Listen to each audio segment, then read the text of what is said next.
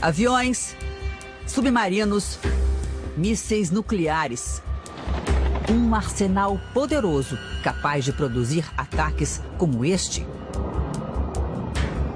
Em 1945, no final da Segunda Guerra Mundial, as cidades japonesas de Hiroshima e Nagasaki foram bombardeadas pelo exército dos Estados Unidos. Cerca de 240 mil pessoas morreram na única ação nuclear da história. Nos Estados Unidos, o presidente é a única pessoa autorizada a declarar uma guerra nuclear.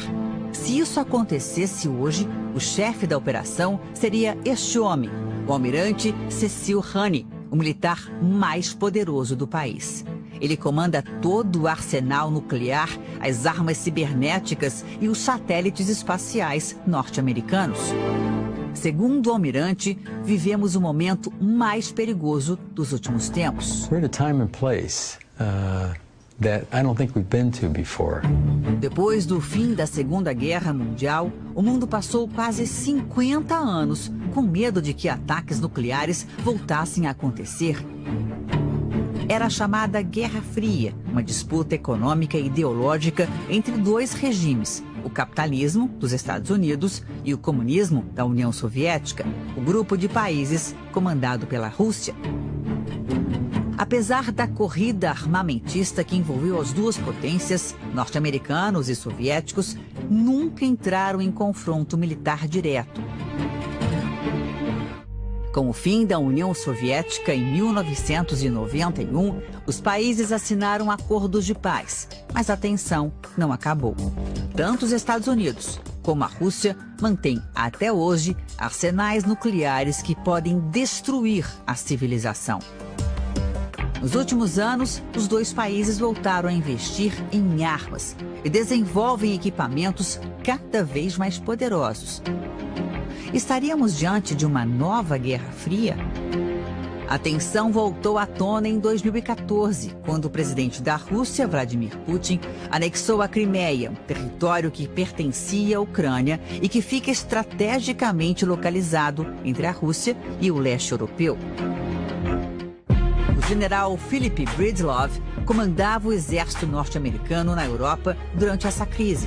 Ele diz que Putin cogitou o uso de armas nucleares caso a operação virasse um conflito armado. I think to them the use of nuclear weapons is not unthinkable. O general explica que, na visão dos russos, as armas nucleares são uma garantia contra os Estados Unidos e a OTAN, uma organização militar que reúne países da Europa e da América do Norte. Este documento, assinado por Putin, declara que a Rússia se reserva no direito de usar armas nucleares no caso de uma agressão. As afirmações acenderam um sinal de alerta. Nos últimos 2 anos, os Estados Unidos retomaram treinamentos que não eram realizados desde a Guerra Fria, simulações de um ataque nuclear.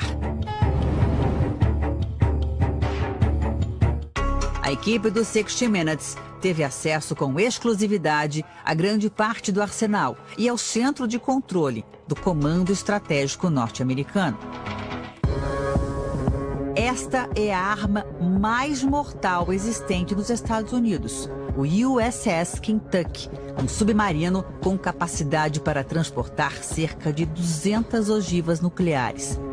Cada uma delas com potência muito maior que as bombas que caíram no Japão em 1945. 24 horas por dia, 7 dias por semana, o submarino se move o tempo inteiro. Por isso, o capitão garante, nenhum país consegue determinar a localização do USS Kentucky. Tanto poder exige muita responsabilidade. O capitão explica que o submarino funciona como um cadeado que precisa de várias chaves para ser aberto. So I have keys in my possession. Other members of the crew have keys in their possession. Cada chave fica num cofre diferente e a única pessoa que tem o código de acesso é o presidente dos Estados Unidos. O almirante Honey controla tudo isso a partir desta sala. Nos últimos anos, o governo investiu 3,5 bilhões de reais para melhorar a capacidade do centro de controle. Este relógio é um dos equipamentos mais importantes.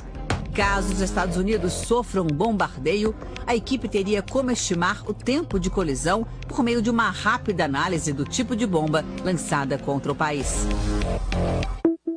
A partir daí, este relógio seria capaz de mostrar uma contagem regressiva com o tempo disponível para que o presidente decida como agir, qual seria a estratégia em caso de um contra-ataque, quais armas usar.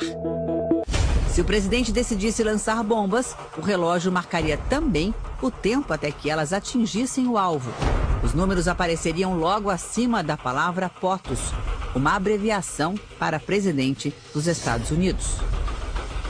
As ações do presidente estariam baseadas no chamado Livro Negro, uma lista com todas as armas disponíveis e os locais que poderiam sofrer retaliações.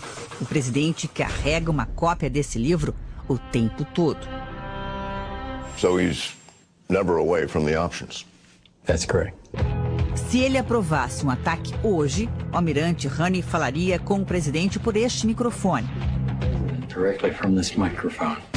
O general Richard Clark é o responsável pelas bombas nucleares do país. Ele mostra uma outra arma poderosa, o B-52. Esta aeronave é capaz de transportar até 20 mísseis. Nos últimos 2 anos, o equipamento foi usado em exercícios no Polo Norte e no Mar do Norte.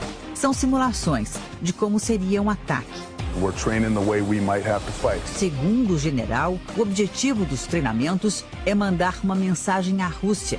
Nós estamos preparados. Both our allies and our adversaries take note.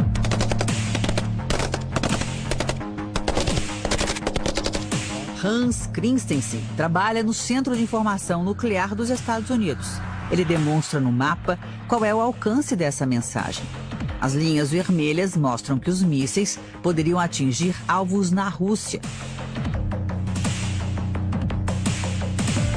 O diretor de inteligência do Comando Estratégico, o almirante Steve Parod, disse que muitos líderes russos defendem publicamente o emprego de armas nucleares. To employ nuclear weapons in the course of conflict. Este outro mapa elaborado pela inteligência americana mostra por que os russos se sentem tão seguros. As fichas laranjas representam as forças russas num suposto ataque na Europa. As brancas seriam as forças da OTAN, que claramente são menos numerosas. Atualmente, a Rússia possui mais de 1.000 ogivas nucleares de curto alcance, enquanto a OTAN tem apenas 200. No caso de um ataque à Europa, o armamento norte-americano poderia chegar tarde demais. É por isso que o país tem investido também em bombas como essa, as chamadas B-61. O objetivo é melhorar o alcance e a rapidez desses equipamentos. William Perry era secretário de Defesa durante a Guerra Fria e foi um dos responsáveis pela criação do arsenal nuclear dos Estados Unidos. Ele afirma que, apesar de tanto trabalho, a ideia é que essas armas nunca sejam usadas.